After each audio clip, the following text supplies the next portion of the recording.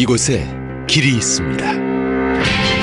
대학교육의 고유한 사명을 이루고자 묵묵히 만들어 온 길. 이 길을 따라 누군가 소중한 꿈을 키워가기에 인성이 바탕이 된 능력이 진정한 실력으로 이어질 수 있도록 오직 교육의 바른 길만을 생각합니다. 대학의 새로운 길을 제시하는 곳. 삼육대학교.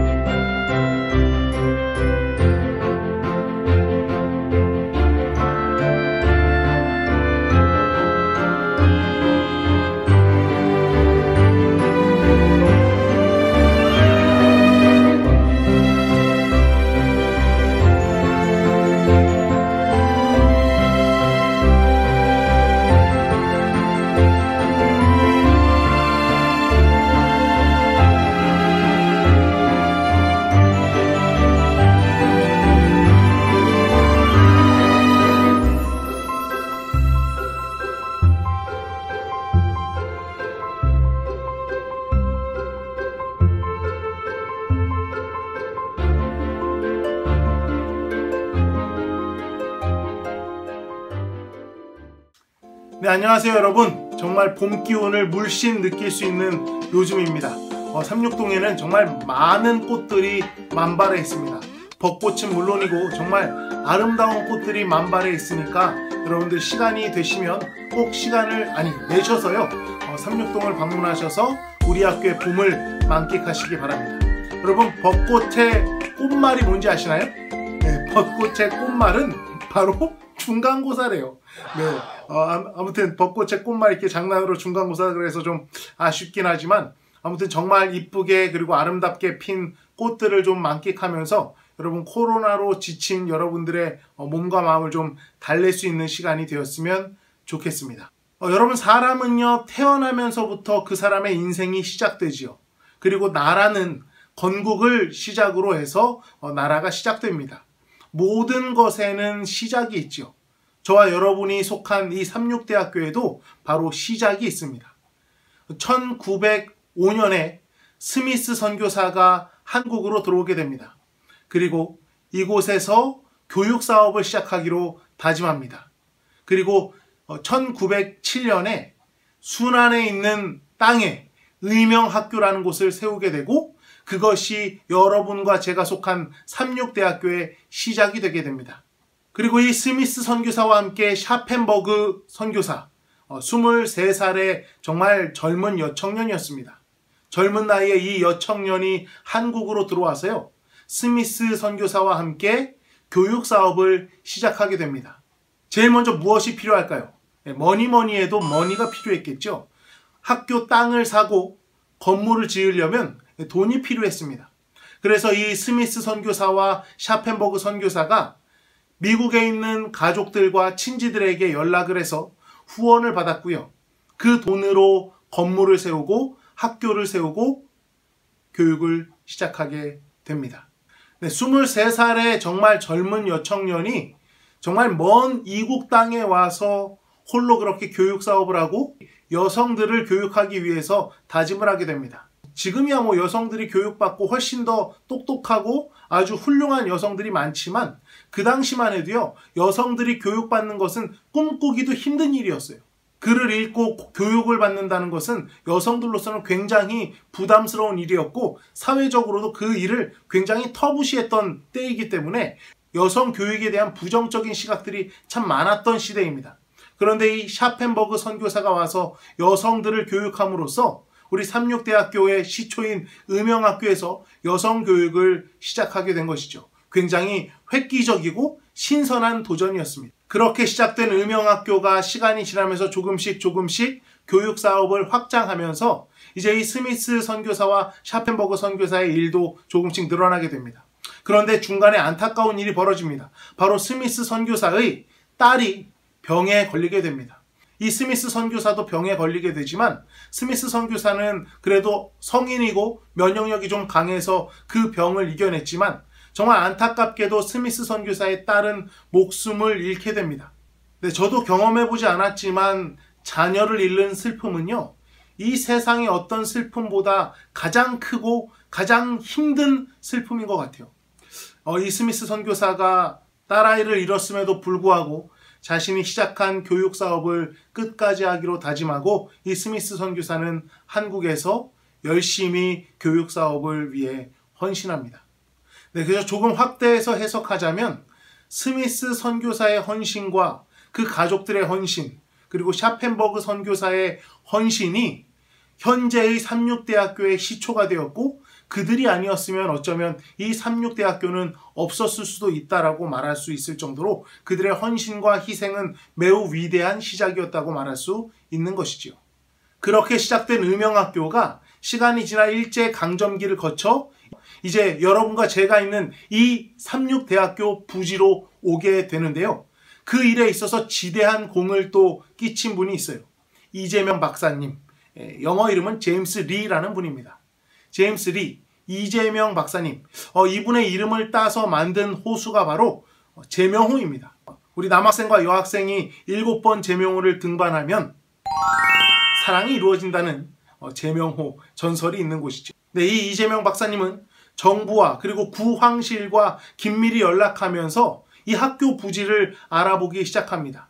그래서 그때 오얀리 씨 두 분이 올라가서 이 대학교 부지를 정했다고 해서 그 장소를 오야뽕이라고 부르는 것이에요. 네, 그렇게 해서 현재의 삼육대학교 부지가 결정되었고요. 시간이 흘러 현재 2021년에 삼육대학교가 된 것이죠. 제가 뭐 자세히 삼육대학교의 역사를 다 연도별로 말씀드릴 수는 없지만 오늘 저와 여러분이 함께 나누고 싶은 주제는 바로 희생과 헌신과 봉사입니다. 여러분도 부모님 또는 누군가의 희생과 헌신과 봉사를 통해서 오늘날의 이 자리에 있을 수 있는 것이죠. 아이가 태어났을 때 부모의 희생이 없이는, 부모의 헌신이 없이는, 부모의 봉사가 없이는 아이는 스스로 자랄 수 없습니다. 뭐 상황이 여의치 않아서 부모님이 아닌 다른 분의 손에 의해서 길러졌다 해도 분명히 누군가의 헌신과 봉사와 희생을 통해서 사람이 자랄 수 있는 것이죠. 우리가 살고 있는 대한민국도 마찬가지입니다. 수많은 독립투사들 또는 수많은 사람들의 피와 땀의 결과가 바로 현재 우리가 살아가고 있는 대한민국인 것이죠. 삼육대학교도 마찬가지입니다.